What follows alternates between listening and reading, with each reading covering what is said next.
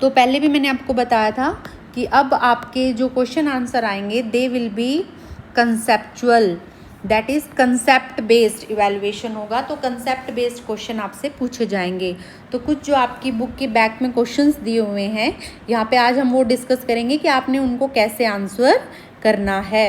तो the very first question is, why do you think peoples want keep changing in an economy? कि आपको क्या लगता है कि लोगों की जो वांट है वो ओवर द टाइम इकोनॉमी में चेंज होती रहती है? ऑब्वियसली चेंज होती रहती है। आप खुद को देखिए कि जब आप छोटे बच्चे थे, 4th 5th में थे, तो आपकी किन चीज़ों की आप डिमांड या वांट करते थे। जब आप 8th में हुए, अब आप 9th में होगे, फर्दर आप कॉलेज में जाओगे, तो that is over the time. जैसे हमारी एज चेंज होती है, हमारा टेस्ट चेंज होता है, इकोनॉमी में फैशन चेंज होता है या ट्रेंड चेंज होता है, टेक्नोलॉजी चेंज होती है। घर में ही हम देखते हैं कि हमारे पेरेंट्स की अलग टाइप ऑफ वांट होती है, अगर हमारे दादा दादी हैं तो उनकी अलग होती है। तो over the time obviously another important factor is income. अगर हमारी इनकम भी चेंज होती है, कम या ज़्यादा, तो उसके अकॉर्डिंग हमारी जो वांट है वो क्या होती रहती है, चेंज होती रहती है। देन इसी का पार्ट है, how does this affect production in an economy? कि इससे जो उत्पादन है, प्रोडक्शन है, उस पर क्या इफेक्ट पड़ता है।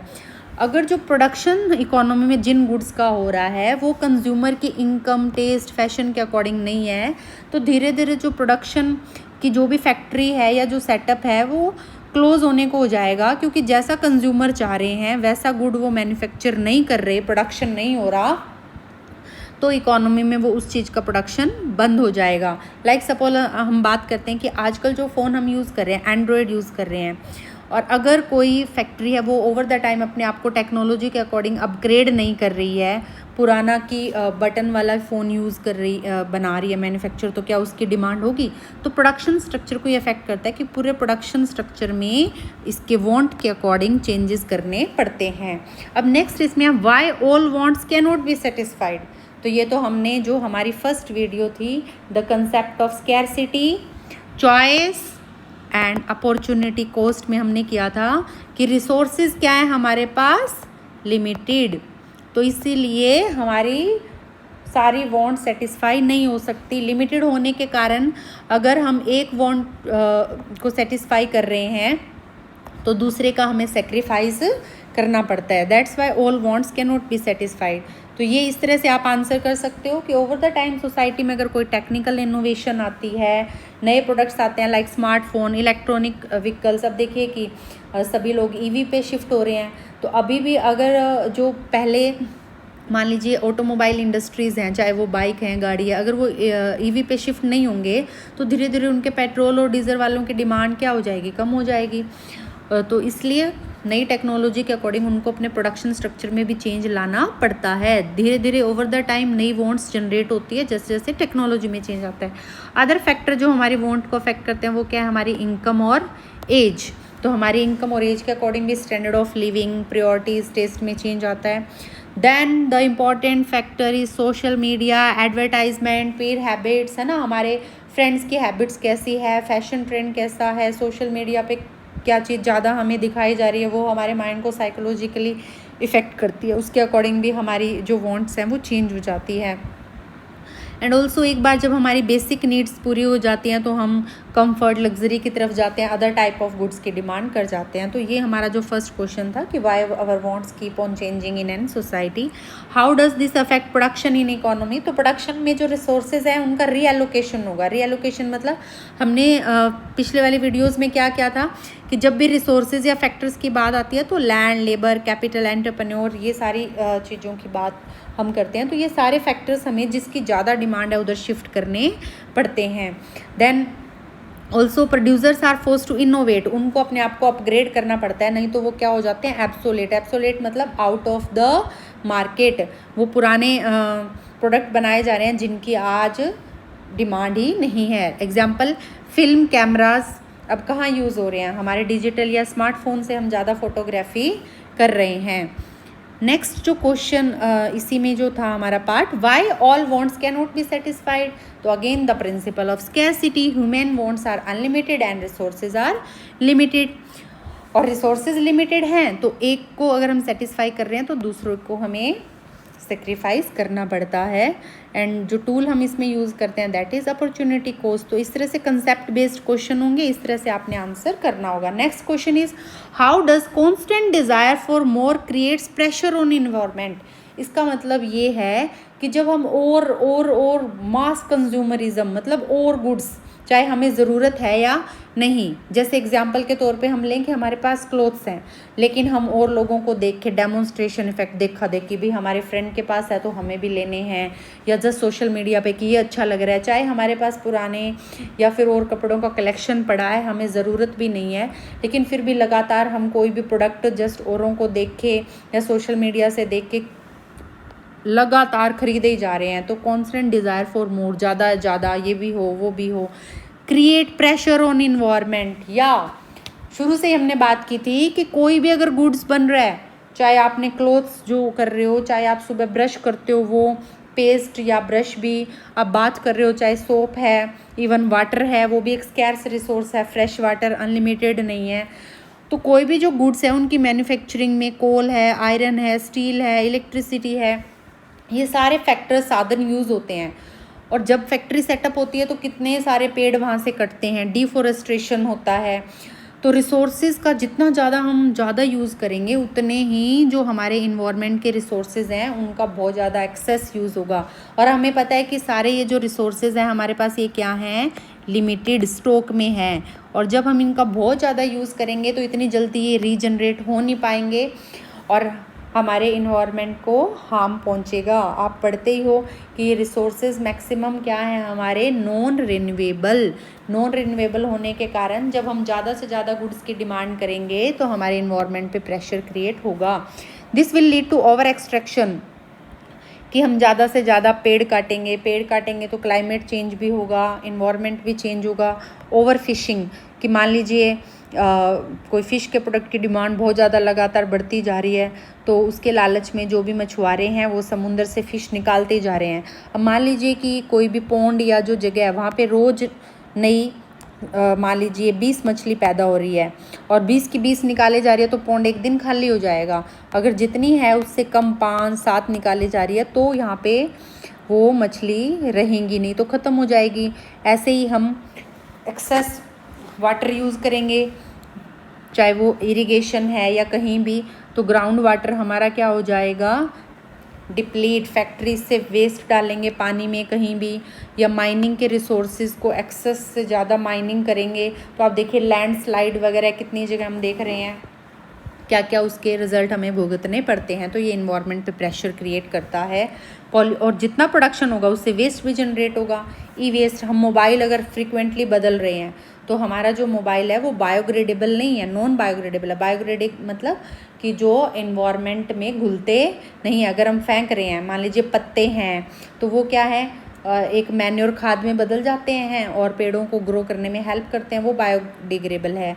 लेकिन जो भी प्लास्टिक्स हैं, जो भी प्रोडक्ट जितना हम यूज़ करेंगे उतना प्लास्टिक जनरेट होगा, वेस्ट जनरेट होगा। जो क्लोथ्स या और चीज़ें हम वेस्ट करेंगे तो इससे क्या होगा, धीरे धीरे हमारे जो अर्थ है उस पर प्रेशर बढ़ेगा।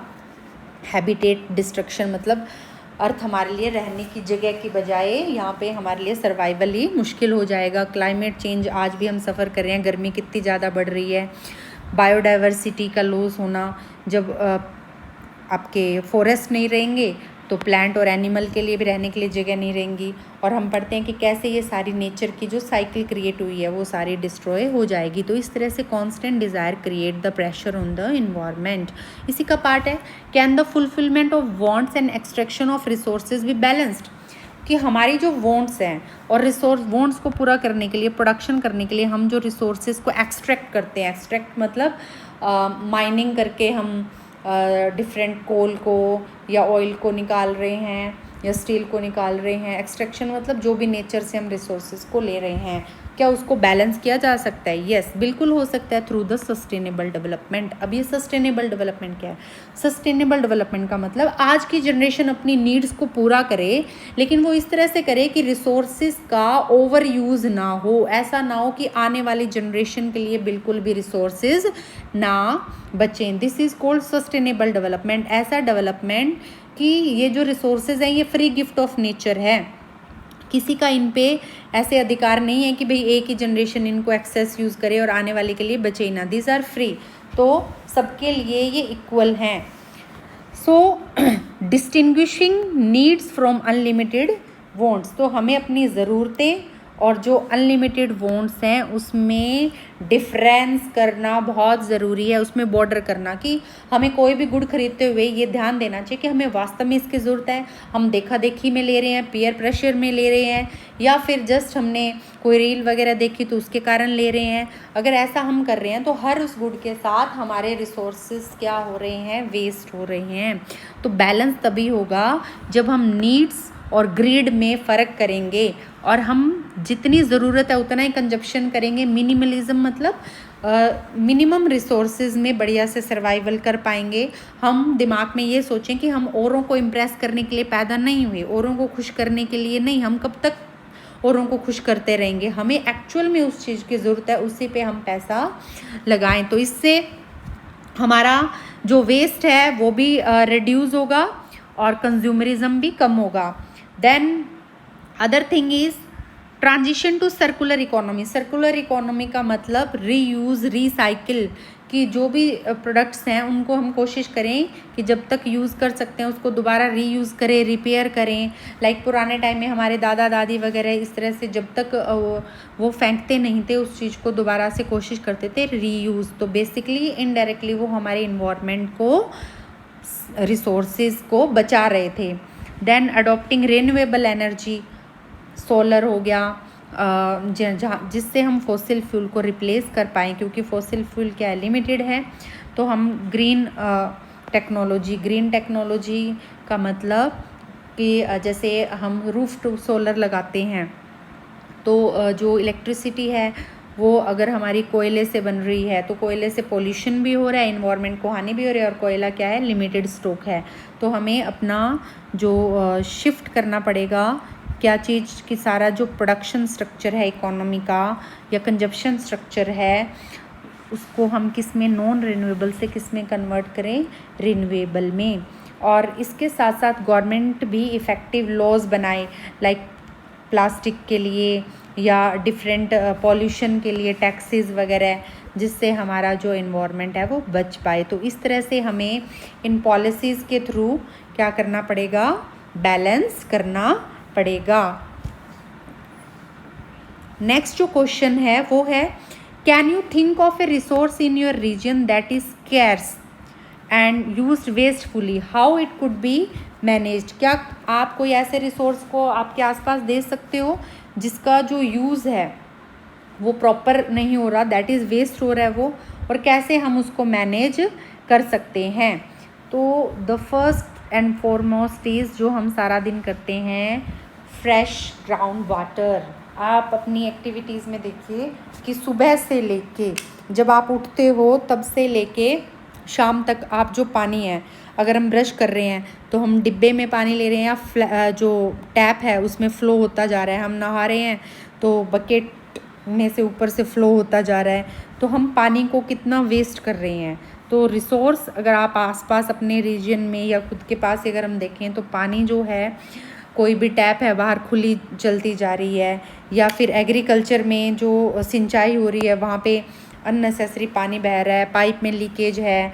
तो इस तरह से हमारा ये रिसोर्स ऐसा है जो वेस्ट हो रहा है। तो how it could be manage, तो हम इसको स्ट्रेटजीज से मैनेज कर सकते हैं कि जो इरिगेशन है, अब हमें भी अकेला गवर्नमेंट कुछ नहीं कर सकती, सोसाइटी में हम लोग रह रहे हैं, हमारी हैबिट्स के कारण भी बहुत सारी चीज़ें वेस्ट हो रही है। तो हमें भी अगर हम ब्रश कर रहे हैं तो टैप को खुला छोड़ने की बजाय हमें मग यूज़ करना चाहिए।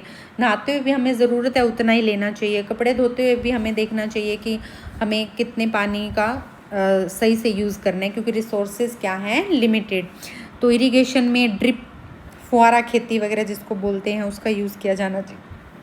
रेन का जो पानी है उसका एक मैकेनिज़्म बनाओ जिससे रेन वाटर को हम स्टोर कर पाएँ। स्मार्ट मीटरिंग, की पानी के मीटर लग जाएं, बिल आएंगे तो लोग उसको कम यूज़ करेंगे। इस तरह से इसको मैनेज किया जा सकता है। Which economic system think give people the most freedom, कि जो 3 पार्ट है, market economy, planned economy, mixed, कौन से सबसे ज़्यादा फ्रीडम देती है।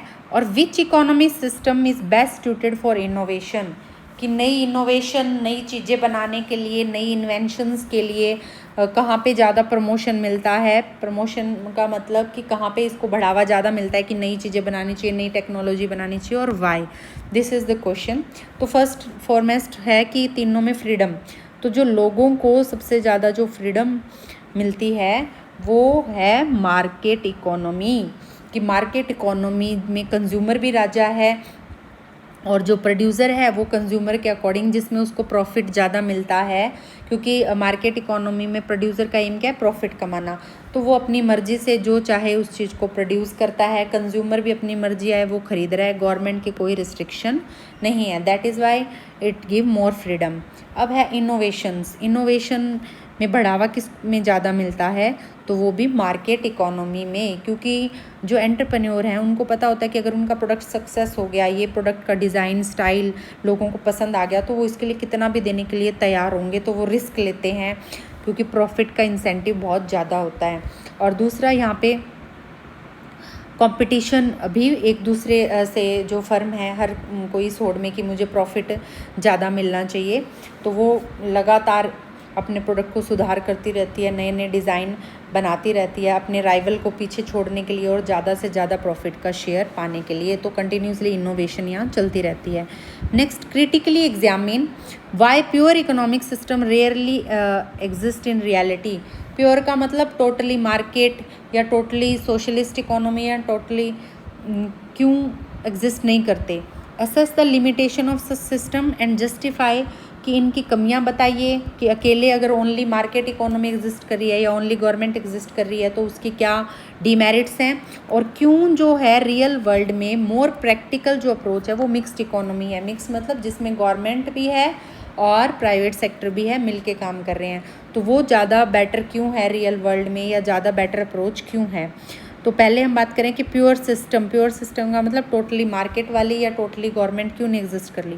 अगर अकेली मार्केट इकोनॉमी एग्जिस्ट करेगी तो जो ऊपर हमने वेलफेयर इकोनॉमी की बात करी है कि जो पुअर सेक्शन है या जो लोग हैं जो सक्षम नहीं है, जिनकी इनकम नहीं है, उनके लिए वो बिल्कुल नहीं सोचती। वो उसी के बारे में सोचती है कि जो प्राइस को पे कर सकता है उसी के लिए गुड्स बनेंगे, तो उस सेक्शन के बारे में बिल्कुल नहीं सोचा जाएगा। दूसरा है मोनोपोली। अगर कुछ ही लोगों का रिसोर्सेज पे कंट्रोल होएगा तो वही रिच होते चले जाएंगे, उन्हीं की मोनोपोली, उसी पे अधिकार ज़्यादा हो जाएगा, वो बहुत ज़्यादा रिच हो जाएंगे, जिससे एक्सट्रीम इनकम इनइक्वालिटी हो जाएगी। क्योंकि प्राइवेट सेक्टर जो है वो वेलफेयर के बारे में नहीं सोचता, वो अपने प्रॉफिट के लिए रिसोर्सेज का बहुत ज़्यादा ओवर यूज़ करेंगे, जिससे इन्वायरमेंट डिग्रेडेशन होगी। वो कोई भी पब्लिक गुड्स जिनमें प्रॉफिट नहीं होता, लोगों की भलाई के लिए होते हैं, रोड्स हो गया, इंफ्रास्ट्रक्चर हो गया, नेशनल डिफेंस, वो प्रोवाइड नहीं करेंगे। तो these are the demerits of alone market economy. ऐसे ही अगर अकेली गवर्नमेंट इकोनॉमी है तो उसके भी अपने डीमेरिट्स हैं।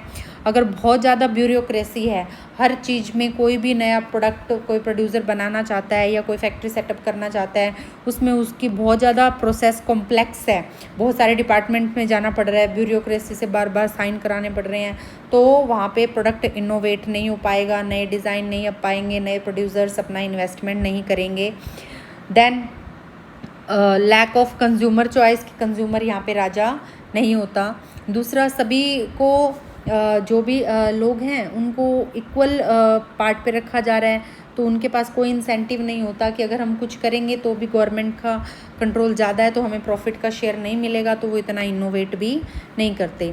सो why mixed economy is more practical, because mixed economy दोनों को बैलेंस करती है, ग्रोथ को भी और वेलफेयर को।